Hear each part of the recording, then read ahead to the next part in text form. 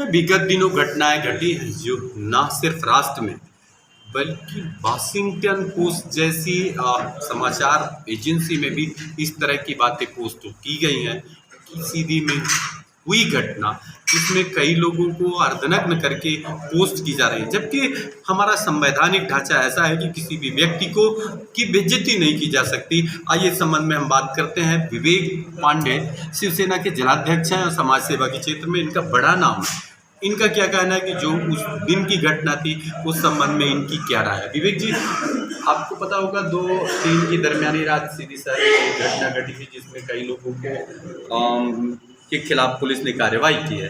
उस कार्रवाई को और उसके बाद की जो परिदृश्य थे वो तमाम परिदृश्यों के संबंध में आपकी क्या राय है? पहली चीज़ को चूँकि जो 2 तारीख की घटना नीरज कुंदेर नामक हमारे सीधी जिले के नाट्य कलाकार और प्रतिष्ठित व्यक्ति हैं जो पहले से भी उनका एक नाम रहा है। फर्जी आईडी कोई अनुराग मिश्रा नाम का विधायक केदारनाथ शुक्ला जी के उनके पुत्र और उनकी फैमिली को लेकर ऐसी चीज़ें बातें आई थी 2-3 महीने पहले। उन्होंने शिकायत भी की थी और ये 2 चीज़ें पहली तो गलत बात है। जिसने भी अनुराग मिश्रा नाम की आईडी चला रहे हैं या कोई अनुराग मिश्रा है, ये तो पूर्णतः मैं इसका विरोध करता हूँ, चाहे वो मेरे साथ हो चाहे किसी के साथ, ये तो पूर्णतः गलत है। उसमें ये नीरज कुंदेर को जांच के दौरान पुलिस ने जेल भेज दिया, कार्रवाई की। इस दरमियान जो उनके समर्थक थे, समाज सेवी या जुड़े हुए किसी पार्टी या पत्रकार बंधु भी हमारे एक कनिष्ठ तिवारी जी हैं, वो भी जो है तो कहीं ना कहीं संबंधित थे, संबंधी हैं, जुड़े हुए थे और संबंध के नाते वो भी कहीं ना कहीं थाने के पास पहुँच के वहाँ पे अपनी बातें रखना और स्ट्राइक जो समाज सेवी थे उनके द्वारा स्ट्राइक करना और उसके बाद पुलिस ने जो मारपीट की, अंदर किया, धक्का धुक्की, इमरजेंसी सेवा है और इसके लिए हमारा एक गाइडलाइन होती है, शासन की पॉलिसी होती है। उस पॉलिसी के आधार पर आपने कोई ऐसी चीज़ें नहीं दी, वहाँ तो चलिए ठीक है, लेकिन जिस प्रकार से क्रूरता पुलिस की नजर आई, एक जन सेवा देश सेवा के नाम पर जो वर्दी दी जाती है वो वर्दी जनता की, किसी के घर की नहीं होती, आपकी पर्सनल हो गई। उसका एक हम यहाँ पर आपको थोड़ा सा रोकना चाहेंगे। क्या कोई भी व्यक्ति, चाहे वो देश का कोई भी हो, क्या किसी को कानून तोड़ने का अधिकार है? क्या कोई भी व्यक्ति अनाधिकृत रूप से कहीं भी प्रदर्शन कर सकता है? इस संबंध में भी थोड़ा सा प्रकाश करें। नहीं, क्योंकि आप आए दिन प्रदर्शन करते हैं, तो क्या क्या क्राइटेरिया है इसकी? एक गाइडलाइन होती है। गाइडलाइन ये होती है कि अनुभागीय दंडाधिकारी संबंधित अधिकारी को आप सूचित करेंगे और सूचना के बाद ही उस स्थल पर आप धरना प्रदर्शन या आंदोलन या अपनी मांगे रखेंगे। ये तो गाइडलाइन के बाहर गए, आपने सूचना नहीं दी, शासन प्रशासन कोई व्यवस्था नहीं दी, ऐसे में शांति भंग होने का डर होता है और कहीं ना कहीं तो ये तो शासन की व्यवस्थाएँ हैं कि वो अपनी व्यवस्थाएँ देखेगा, शांति भंग ना हो, दंगा ना फैले, तो ये सारी चीज़ें तो सिस्टम के बाहर जाता है, मेरा मानना ये है।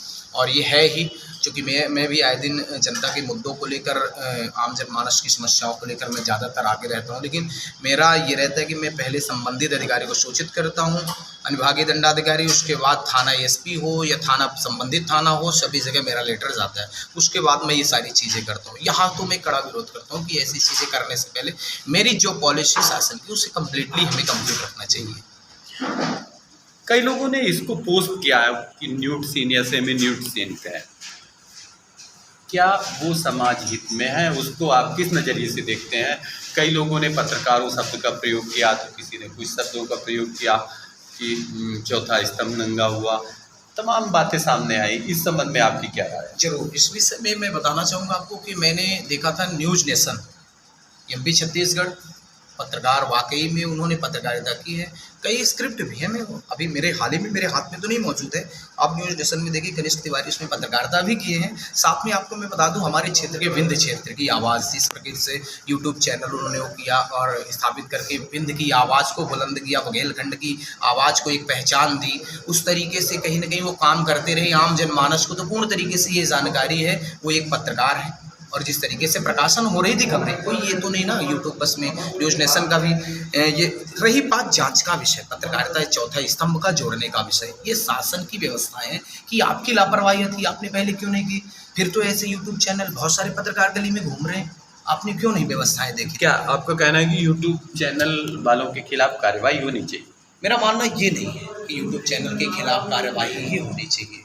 चूँकि अगर वो कर रहे हैं और उनके पास वैधानिक लीगल डॉक्यूमेंट्स नहीं है, तब कार्यवाही होनी चाहिए। भ्रामक खबरें चलाना, समाज में अराजकता फैलाना, ये सारी चीज़ों को मैं विरोध करता हूँ यूट्यूब को। अगर यूट्यूब में गलत तरीके से खबरें प्रकाशन की जा रही और उनके पास संवैधानिक डॉक्यूमेंट्स नहीं है, तब अगर संपूर्ण घटनाक्रम को आपने देखा परिदृश्य में, इसमें ये भी देखा होगा कि मध्य प्रदेश शासन ने भी, पुलिस के प्रमुख ने, डीजीपी ने जांच बैठाई है गृह मंत्रालय। इस पूरे घटनाक्रम को बड़ा भ्रामक और एक मकड़जाल जैसी स्थिति है। इसको आप कैसे देखते हैं, क्या होना चाहिए इस संबंध में? इसमें दो सिस्टम है। एक तो जो सिस्टम था कानूनी संवैधानिक, पत्रकार से जुड़ा हुआ सामाजिक रिलेटिव और मानवाधिकार, यानी हम बात करें मारपीट की घटना, सारी चीज़ें ठीक है, शासन ने जो अंदर किया वगैरह वगैरह किया सब कुछ, लेकिन मारपीट का अधिकार नहीं दिया। आपने जो मारपीट बर्बरता करी, ये अलग सिस्टम से, गाइडलाइन से बाहर आता है। और हाल ही में आपने देखा अमित सिंह जो आए थे हमारे वरिष्ठ अधिकारी भोपाल से जांच के लिए, उनका मेन विषय था इस मारपीट की ही घटना का जांच करना। और जो फोटो वायरल हुए अर्धनग्न, यार आप तो साबित क्या करना चाहते हैं? ये फोटो साबित क्या, मतलब आप वर्दी की आड़ में गुंडागर्दी या व्यक्ति विशेष की दुश्मनी निभाना चाहते हैं, या जनता के डर में खौफ पैदा करना चाहते हैं, या विपक्षियों की सत्ता सरकार के खिलाफ आवाज़ बुलंद करोगे आप, तो आपके साथ ऐसी घटनाएं होंगी। तो ये सारी चीज़ों का विषय तो मैं पहले विरोध करता हूँ कि अगर जो भी किया गया है कनिष्क तिवारी जी के साथ, वरिष्ठ जो संबंधित जो और भी उनके साथ समाज सेवी थे, उनके साथ मैं इसका बड़ा विरोध करता हूँ। जो नग्न फोटो वायरल किया गया, ये तो पूर्णतः गलत है और मैं उनके साथ खड़ा हूँ इस विषय को लेकर। रही बात कार्यवाहियाँ की, जो उन्होंने स्ट्राइक की, उस विषय पर मैं बात नहीं करूँगा, इसलिए क्योंकि उन्होंने डॉक्यूमेंट्स या लीगली तरीके से अपनी स्ट्राइक नहीं शुरू की थी। हाँ, जो बर्बरता की गई, मारपीट की गई और जो उसका निंदा और उसके खिलाफ भी। तो अभी मैं बात कर रहा था विवेक पांडे, शिवसेना के जिलाध्यक्ष से, जिनका कहना है कि पुलिस की कार्रवाइयाँ तो लॉ एंड ऑर्डर के लिए ज़रूरी हैं, वो होनी भी चाहिए। यही बातें हमारे साथ बात करते हुए एसएसपी अमित सिंह जी ने भी कही थी कि चाहे देश का कोई भी व्यक्ति हो, उसे कानून को हाथ में लेने का अधिकार नहीं है। लेकिन एक बड़ी बात और है, हमारी संवैधानिक संरचना में यह बात है कि किसी भी व्यक्ति को जब तक वो दोषी सिद्ध नहीं हो जाता, उसे अपराधी नहीं कहा जा सकता।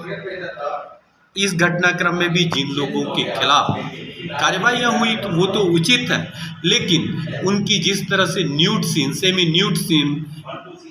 सेमी न्यूड फोटो वायरल हुई है, वह समाज को कलंकित करती हैं, समाज में एक गलत संदेशा देती हैं। यह जो भी घटना थी अत्यंत निंदनीय है, चाहे वह किसी के साथ भी हो, वह निंदा करने योग्य है। उसी की निंदा की है विवेक पांडे ने, और मैं और मेरे साथी भी इसकी निंदा करते हैं कि ये जो न्यूड सीन्स हैं, न्यूड सीन्स के बाद जिन लोगों ने पोस्ट किया वो भी बहुत गलत है, क्योंकि हमारे संवैधानिक संरचना में यह बात है कि जब किसी भी ऐसे व्यक्ति की फोटो अखबार में या इलेक्ट्रॉनिक चैनल में दिखाई जाए या छापी जाए तो उसमें चेहरे को ढक दिया जाता है, लेकिन इन तमाम बातों को ध्यान नहीं रखा गया। इसलिए हमारी टीम पुलिस अधीक्षक से, पुलिस प्रशासन से मांग करती है कि ऐसे दोषी व्यक्तियों के खिलाफ कार्रवाई की जाए, जिससे इस तरह की घटनाएं, जो निंदनीय घटनाएं हैं, वो समाज में दोबारा न हो।